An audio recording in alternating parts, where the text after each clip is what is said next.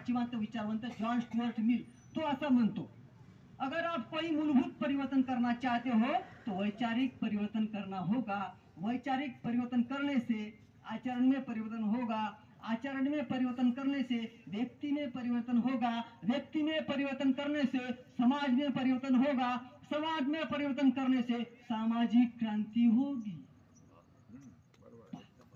काय म्हणतात, जर्मनीचा शास्त्रज्ञ आहे जॉन स्टुअर्ट मिल, तो म्हणतो मूलभूत परिवर्तन जर करायचं असेल तर विचार परिवर्तन करावं लागेल। बुद्धांनी काय केलं, विचार परिवर्तन। जिंदाबाद कधीच केलं नाही, मुर्दाबाद कधीच केलं नाही, कुणाला डिमांड केली नाही, एकच काम केलं, निरंतर जायचं, लोकाला धम्म सांगायचा, त्याच्या प्रश्नाची उत्तर द्यायची।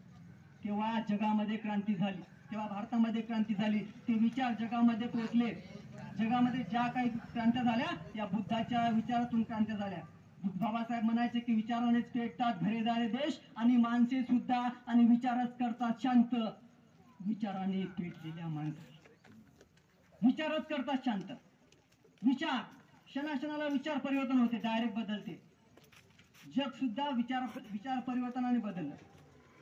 आपल्या देशामध्ये ती महान परंपरा बुद्धाद्वारे आली आणि जगाने ती स्वीकारली। त्याला सर्व या धम्मबंधूंनी ते स्वीकारावे, कारण महत्वपूर्ण एक गोष्ट आपल्याला समजली पाहिजे। कारण ती जर आपल्याला समजून घ्यायची असेल, जर बुद्धाची क्रांती जर आपल्याला समजून घ्यायची असेल, मी तुम्हाला पहिल्यांदा सांगितलं, बुद्धा या देशामध्ये आपला आंदोलन चालवणारा, आपल्यासाठी लढाई लढणारा आपला नेता होता। मी या दृष्टिकोनातून पाहतो, मला माहित नाही दुसरं कशा पद्धतीचं, कारण मला जे 4 तत्व बुद्धांच्या आंदोलनामुळे दिसले, बुद्धांच्या महान कार्यामुळे 4 तत्व मला दिसले। त्या 4 तत्वामध्ये मला समता दिसली। बुद्धाचे 4 तत्व आले, असं म्हणतात की हे 4 तत्व जे आहे बुद्धाच्या क्रांतीमुळे आले। जगामध्ये जे 4 तत्व आले, ज्या 4 तत्वाला बाबासाहेबांनी संविधानामध्ये जागा दिली, प्रिएम्बल ऑफ द कॉन्स्टिट्यूशन बनवलं, ते 4 तत्व जर बुद्धाद्वारे आले, बुद्धाच्या कार्यामुळे जर आले, जर समता आली, तर मी असा विचार केला, जर समता आली तर बुद्ध निश्चितच विषमतेच्या विरोधामध्ये लढणारा पुरका होता। स्वतंत्रता हा शब्द आला, 4 तत्वामध्ये स्वतंत्रता आहे। जर बुद्धाद्वारे स्वतंत्रता हा सिद्धांत जर आला, बुद्ध निश्चितच आपल्या गुलामीच्या विरोधामध्ये लढणारा पुरका होता। अन्याय जर शब्द आला, 4 तत्व आहे, अन्याय जर शब्द आला, आता न्याय शब्द आला, तर निश्चितच बुद्ध आपल्या अन्यायाच्या विरोधामध्ये लढणारा पुरका होता। समता, स्वतंत्रता, जर बंधुता आली तर बुद्ध निश्चितच गैर बराबरीच्या विरोधामध्ये लढणारा पुरका होता। बुद्ध गैर बराबरीच्या, गुलामीच्या, अन्यायाच्या विरोधामध्ये लढणारा नेता होता।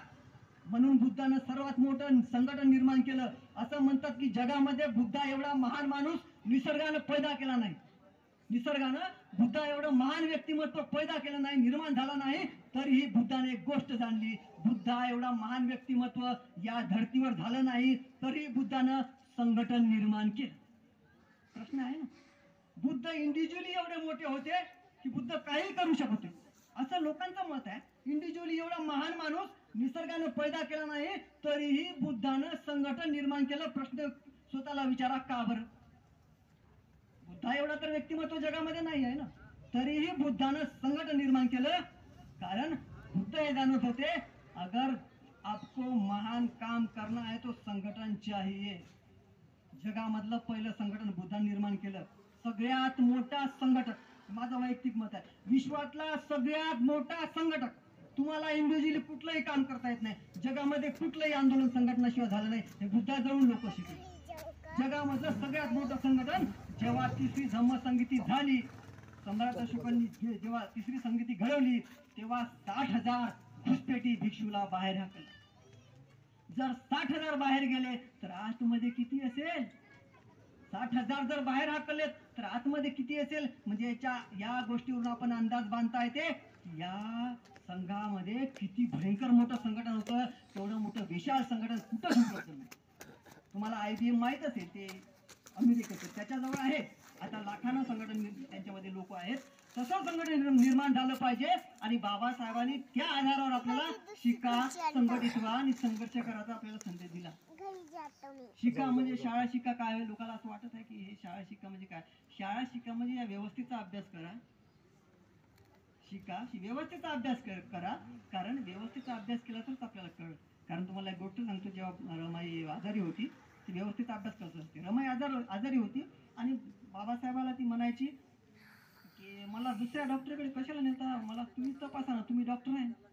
बाबासाहेब डॉक्टर आहे, ती पीएचडी केली होती.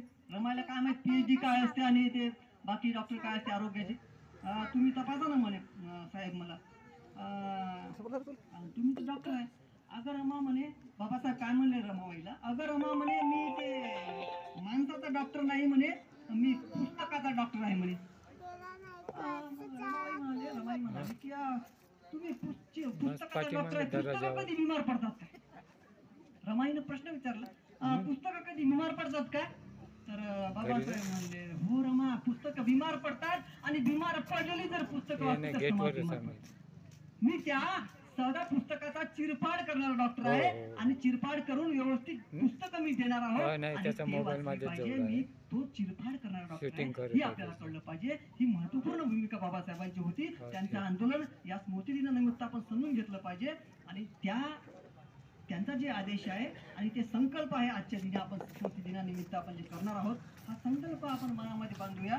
पुनश्च एकदा आपल्याला या संकल्पासाठी आणि या धर्मप्रेरणेसाठी जी काही बुद्धांची, फुले शाहू आंबेडकरांची विचारधारा आहे ती आपल्या जीवनामध्ये आपण उतरवाल, ही आशा अपेक्षा व्यक्त करतो. आणि या स्मृती दिनानिमित्त स्मृतिशेष चंपतरावजी बनसोड, सीतारामजी बनसोड आणि ताराबाई बनसोड आणि देवरावजी बनसोड, स्मृतिशेष वत्सलाबाई बनसोड या महान विभूतींना त्रिवार अभिवादन करतो आणि थांबतो. जय प्रबुद्ध भारत, जय भीम.